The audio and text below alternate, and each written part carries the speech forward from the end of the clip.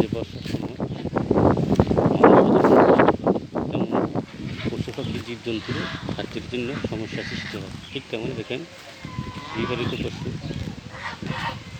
এই হাঁসগুলো বাইরে খাদ্য জোগাড় করতে পারতেছে না, তাই এখানে ওদের জন্য খাদ্য দেওয়া হয়েছে যে ছাগল বাইরে চড়তে পারত, কিন্তু এই সুযোগ আর এখন আর নিয়ে শুধু পানি, সেই জন্য ছাগলকে গাছ যেতে নাই গাছের পাতা দেওয়া হয়েছে।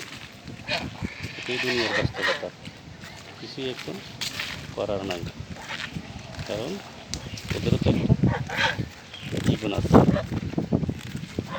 চারদিকে পানি, ওরা খাদ্য পাবে না, সেই জন্য ওদের জন্য খাদ্য জোগাড় করতে হবে।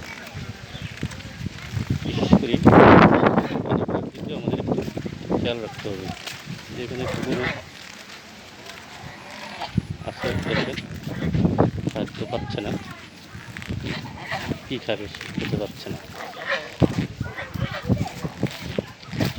যে পানি